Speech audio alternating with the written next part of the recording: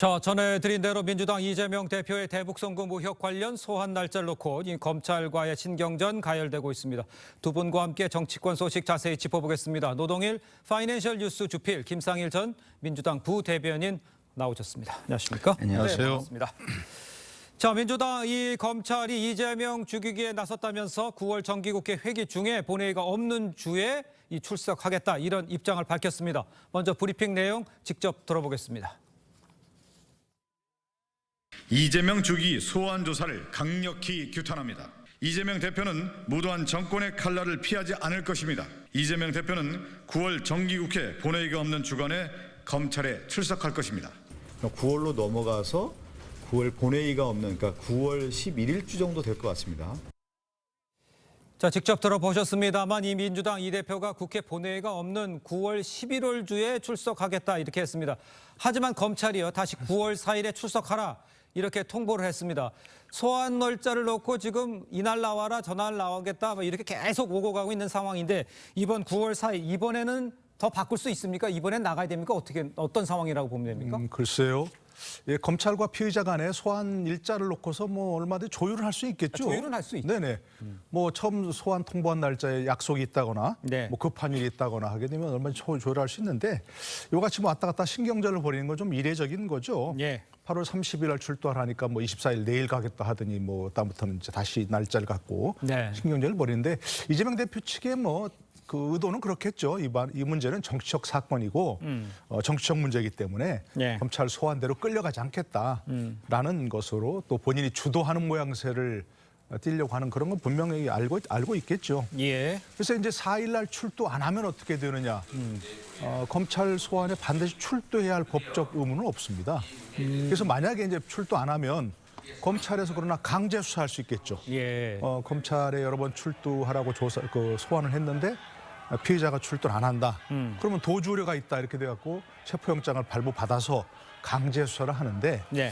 9월 4일도 월요일이고 9월 12일도 보니까 월요일이거든요. 한 주 늦춰지는 게 대세에 큰 지장이 있겠습니까? 또 검찰이 또 체포영장을 발부받아가지고 강제 소환하는 것도 이건 또 모양새가 별로 좋지는 않으니까. 네.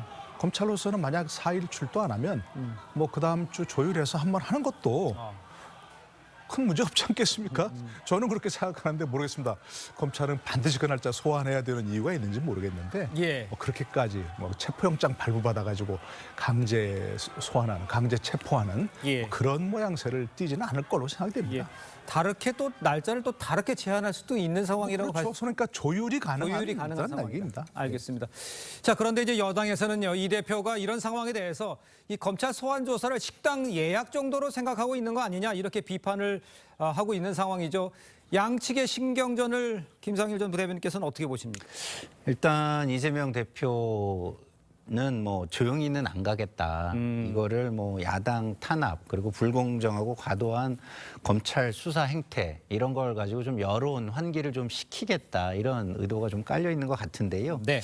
근데 제 생각에 이게 과연 민주당의 좋은 전략일까라는 건 좀 우려스럽습니다. 그렇습니다. 왜냐하면 기본적으로 지금 현실을 인정을 안 해서는 안 되는 거거든요. 지금 현 정권의 많은 문제가 드러나는데 그 문제에 대한 어젠다 세팅이 안 되고 있거든요. 네. 민주당으로서는 민주당의 어젠다가 세팅이 안 된다는 이 현실을 그러면 요인을 어디서 찾을 것인가 다시 한번 돌아봐야 하는 부분이 있는 것 같고요. 예. 두 번째는 이재명 대표가 저렇게 신경전을 벌임으로써 잃게 되는 게 뭐냐면 예. 동정표입니다. 동정표. 왜냐하면 힘 있는 사람으로 보이잖아요. 아직도 민주당은 힘이 있고 그 힘을 가지고 싸우는구나 이렇게 보이면 국민들은 기본적으로 약자가 당하는 것을 보호해주고 싶은 생각이 좀 있는데 그런 국민들을 멀리 떠나가게 하는 그런 거라서 저 개인적으로는 좋은 전략으로 보이진 않는다 이런 말씀을 드리고 싶습니다. 알겠습니다. 자, 일단 이제 시청자들과 살펴볼게 9월에는 정기국회가 시작이 되는데 당초에 이 대표 측이 원했던 비회기 중 영장 청구는 힘들어진 상황이다 이렇게 볼 수가 있을 것 같습니다. 그러니까 이제 체포 동의안이 표결에 붙여지는 상황은 피하기 어려울 거다 이렇게 봐야 되는 상황이라고 볼 수 있죠. 지금 상황은 그렇게 되겠죠. 예. 만약 이제 검찰이 처음 출두를 요구한 30일 날 네네. 전격적으로 출두해서 예. 그날 조사를 받고 또 검찰이 그날 바로 구속영장을 청구하고 이렇게 하면 모르겠는데 지금 이미 그건 이제 10일을 떠난 거겠죠. 불가능한 일정이 돼버렸고요. 네. 그러니까 이제 9월 1일 정기국회가 시작이 되면 그 정기국회는 회기를 단축하거나 할 수 없는 거 아니겠습니까? 회기 100일로 정해져 있으니까. 그렇죠. 뭐 그런 상황에서 체포동의안 표결이 이제 반드시 돼야 될 상황인데 물론 이제 검찰이 구속영장을 청구한다면 그렇다는 얘기입니다. 네.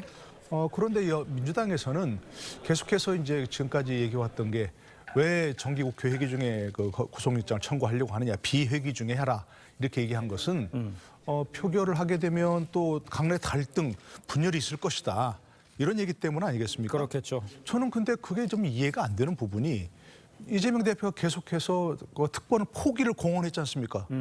체포동의안 뭐 이거 표결을 할 때 본인의 공언대로 신상 발언할 때 네. 맞아 내가 지금까지 계속해서 이 특권 포기를 공언했으니까 예. 모두 가결시켜 주세요라고 공언한다면 민주당 의원들도 뭐 비명 뭐 친명 고민할 필요 없지 않습니까? 예. 그리고 민주당 의원들이 지금 자꾸 뭐 이게 구속영장 실질 심사에 가게 되면 마치 이재명 대표가 바로 구속될 것처럼 얘기를 하는데 저는 그렇지 않다고 생각하거든요. 네. 체포동의안이 가결되더라도 이거는 구속영장 실질 심사하란 얘기지 바로 구속하란 얘기가 아니잖아요. 재판부에 가서 판단을 받아봐라. 그러니까요. 예, 판사에게 예. 가서 지금까지 이재명 대표도 그렇고 모든 이 민주당 의원들이 뭐라고 그랬습니까? 예. 이건 검찰의 조작 수사고, 예. 그죠? 또 심지어는 무슨 뭐라고 했습니까? 망한 소설이라고 했지 않습니까? 그렇습니다.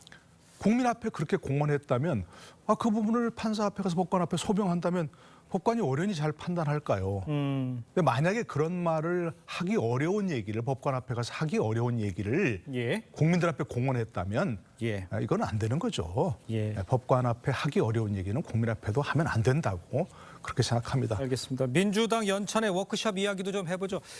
현장에서 이제 비명계와 이제 친명계의 이야기가 막 오각산 얘기 있잖아요. 네. 어떤 상황이었습니까? 그러니까 비명계에서는 지금 이재명 대표가 취임 1주년입니다. 네.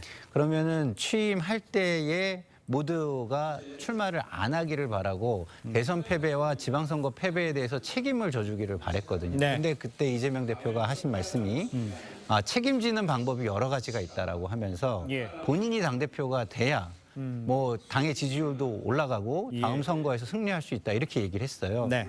그런데 지금 보면은 그렇지 않습니다. 취임 직후의 여론조사를 보면은 기본적으로 취임 직후에 31% 정도 나왔던 것이 예. 지금 요즘의 여론조사를 보면은 23% 정도가 나옵니다. 지금 그 화면에 지금 나오고 있지만 NBS 여론조사죠. 네.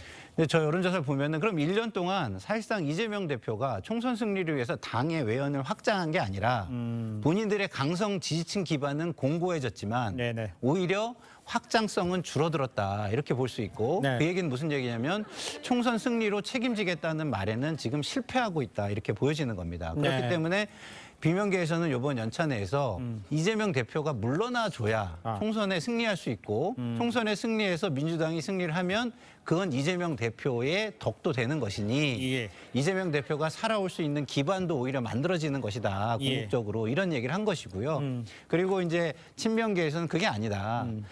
체포 동의안이 오면은 이게 야당 탄압이니 당연히 똘똘 뭉쳐서 부결시켜야 되고 예. 똘똘 뭉친 힘으로 총선에 승리할 수 있다. 이런 논리를 피고 있는 것입니다. 알겠습니다. 네. 자, 이런 상황에서 이제 서른 의원이요. 이 대표가 심청이처럼 인당수에 이 몸을 던지면 왕비가 될 수 있다. 이런 발언을 했다고 합니다. 이 대표의 거취 결단 압박한 것으로 지금 해석이 되는데 지금 얘기하셨습니다만 취임하면서부터 책임 정치 이야기가 나오고 있는데 자기 친형, 뭐 이른바 개딸들을 모으는 여기에 집중되지 않느냐 이런 지적까지 해주셨습니다. 어떻습니까? 그래서 이제 뭐 이른바 이제 서른 의원은 이른바 이제 비명계 네네. 뭐이라고 할 수 있는데 예.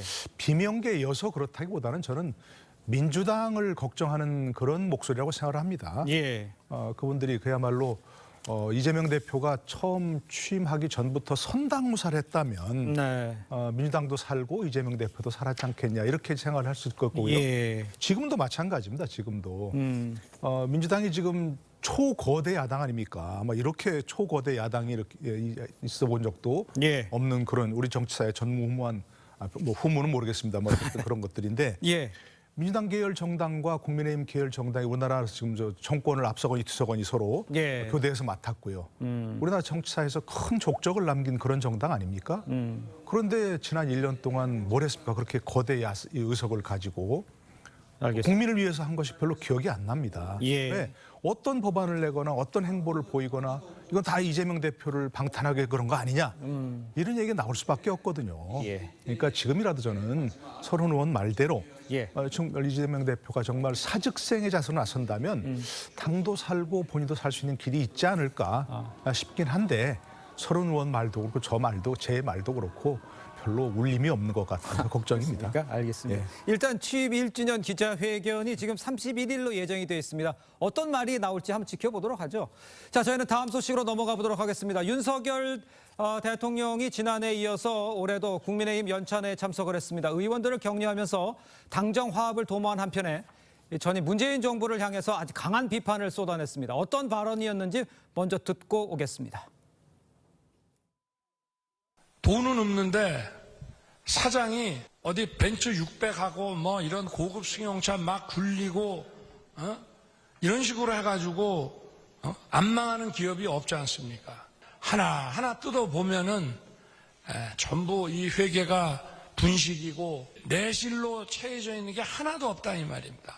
국가도 마찬가지입니다. 그야말로 국정 운영권을 가져오지 않았더라면 이 나라가 어떻게 됐겠나 하는 정말 아찔한 생각이 많이 듭니다. 자, 문재인 정부에 대한 비판 제 생각에는 조금 강력했다 이렇게 보이는데 어떻습니까? 글쎄 뭐 많은 부분에서 동의할 수 있고요. 예. 저도 뭐 고개가 끄덕여지는 부분이 있는데 네.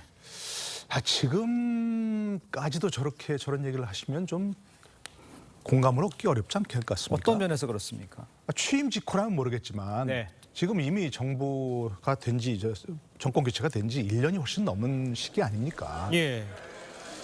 이제는 전임 정권 비판할 수 있는 시기는 지났다고 생각합니다. 국정 운영권을 가져온 지가 1년이 넘었으면 예. 이제는 저런 말보다는 그래서 정권 교체가 되었지 않느냐. 그래서 국민들이 정권 교체를 했지 않습니까? 전임 정부가 별로 잘 못했기 때문에 돈 없는데 고급 승용차를 굴렸기 때문에 예. 그러면 우리는 이렇게 하겠다. 그래서 앞으로 우리가 이런 부분을 더 잘해보자.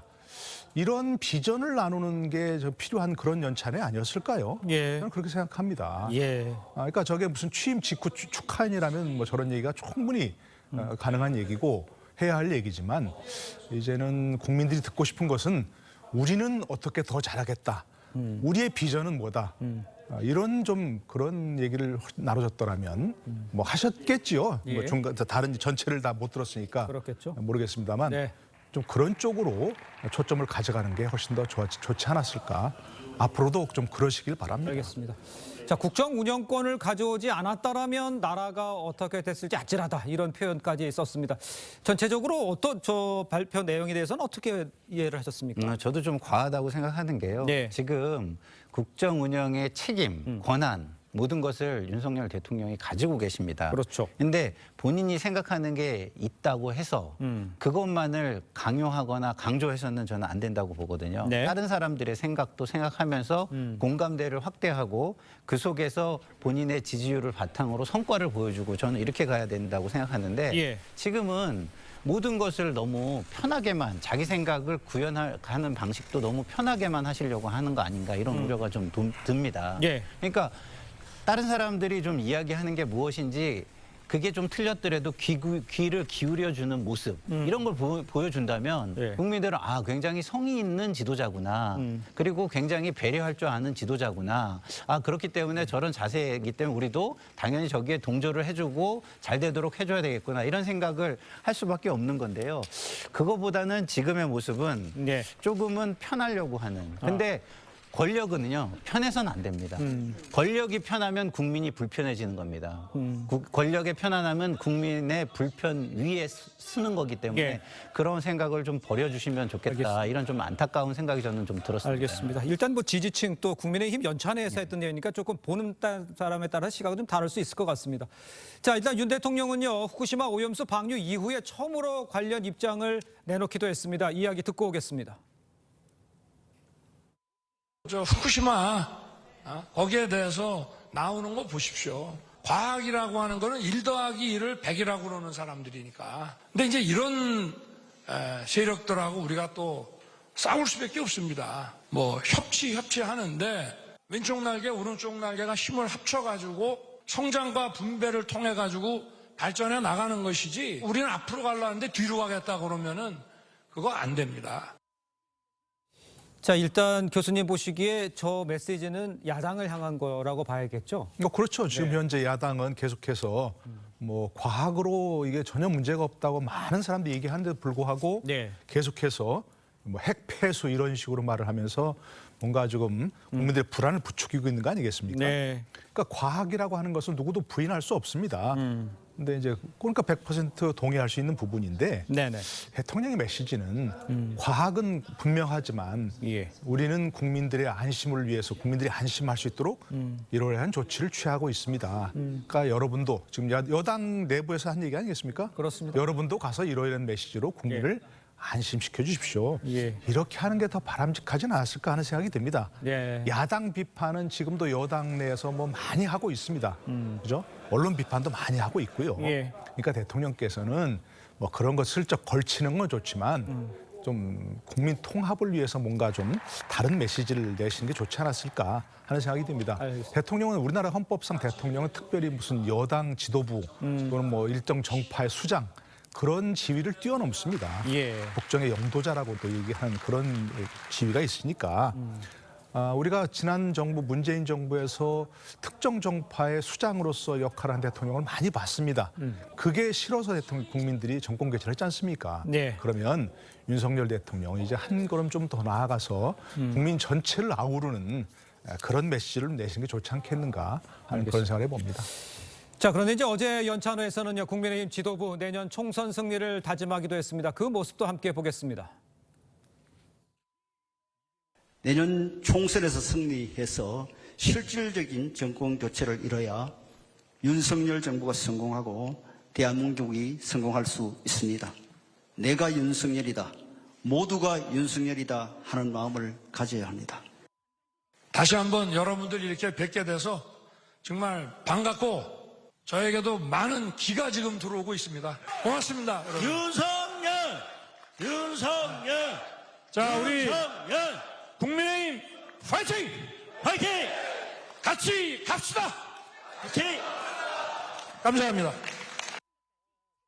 글쎄 일단 뭐 총선을 위한 모임이었으니 저렇게 외칠 수는 있었습니다. 저 분위기는 어떻다고 이해를 하십니까? 아니 뭐 말씀대로 네. 그 의기투합을 하는 거는 굉장히 좋은 거죠. 네네. 근데 의기투합을 하는 거는 분위기가 그런 거고 네네. 차분하게 그런 비전을 설계하고 어떻게 할 것인가 전략을 논의할 때는 또 그거에 걸맞는 분위기를 보여줘야 한다 이런 생각이 들고요. 예. 뭐 저런 모습 뭐 나쁘지 않다고 생각합니다. 자기 본인들끼리 이렇게 또 서로 격려하는 모습. 근데 저것이 조금 더 확장돼서 국민들이 함께 할 수 있는 공간, 야당도 함께 할 수 있는 공간을 좀 더 논의해줬으면 어땠을까 이런 아쉬움은 좀 존재하고요. 예. 자, 우리가 이제는 민주화 투쟁의 시대는 지났습니다. 네. 이제 민주주의를 운영하는 시대가 된 거예요. 예. 근데 대통령께서 아무리 본인의 이제 그 지지층과 함께하는 자리지만 국민이 본인과 반대되는 목소리를 낸다고 싸워야 된다 이렇게 말씀하시는 거는 저는 조금 과하다고 생각합니다. 왜냐하면 반대의 의견을 가진 사람들도 국민입니다. 예. 그들을 최대한 설득하려는 노력을 해서 안 되면 본인의 생각을 발표하고 그걸 집행한 후에 나중에 또 선거에서 심판을 받으면 되는 것이 민주주의 제도입니다. 네. 근데 지금 다른 주장을 한다고 해서 그게 듣기 싫다. 그래서 내가 힘이나 아니면 집행 권한이나 공권력으로 누르겠다. 예. 이런 생각을 만약에 하게 된다면 그거는 자칫 정권이 굉장히 독선에 빠질 수 있는 위험이 증가할 수도 있겠다. 이런 예. 우려가 듭니다. 국민의힘에서는 지금 보셨습니다. 국민의힘은 어떻게 총선을 대비한 저렇게 단합대 윤 대통령 중심으로 모여라 이렇게 하는 것들이 맞는 건지 어떻게 보십니까? 저건 필요하죠. 예. 뭐 그야말로 이른바 뭐 집토끼부터 잘 단속을 하고 그다음에 이제 산토끼를 잡으러 가야지 집토끼도 잡지 못하고 산토끼를 잡는 건 안 되는 건데 네. 저것만으로 끝나면 또 안 되는 거죠. 내년 총선이 지금 앞으로 나와서 아까 윤재옥 그 원내대표가 네. 그렇게 얘기하지 않습니까? 내년 총선에 승리를 해야 실질적 정권 교체가 된다 이런 얘기인데 예. 사실은 선거와 국정 운영은 좀 다르지만 예. 국정 운영을 잘 해야 선거에서 이길 수 있는 건 너무나 당연한 거 아니겠습니까? 그러니까 과연 선거에서 이기기 위해서 저렇게만 하면 좋겠는가? 아까 말씀드린 대로 저런 자리에서 국민 전체를 아우르는 메시지, 예. 국정 운영을 위한 비전 이런 것들을 통해서 국민에게 어떻게 호소하겠다 이런 말씀도 좀 나와야 내년 뭐 선거도 있고 또 국정 운영을 바라는 거 국민들이 반드시 여당이 뭐 여당 또는 야당이 선거에서 이겨달라 그런 생각만 있는 건 아니지 않습니까? 예. 국정 운영을 잘해달라는 게 지금 우리가 국정을 맡긴 사람들에게 기대하는 것이죠. 예. 그렇기 때문에 앞으로 저런 메시지에서 저 아빠 그 말씀하시는 거 들으면서 선거 유세하시는 거로 생각이 들었습니다. 근데 국정 운영에 예. 조금 더 매짐해 주시고 그것이 내년 선거에서 성적표로 나온다. 이런 말씀을 드려야겠습니다. 저 자리가 이제 국민의힘 연찬회였고 네. 총선을 대비하고 이제 국민이 어떻게 모여서 나가겠다 이런 자리였다는 말씀도 제가 아울러 말씀을 좀 드리겠습니다. 자, 두 분 말씀은 여기까지 듣겠습니다. 고맙습니다. 감사합니다.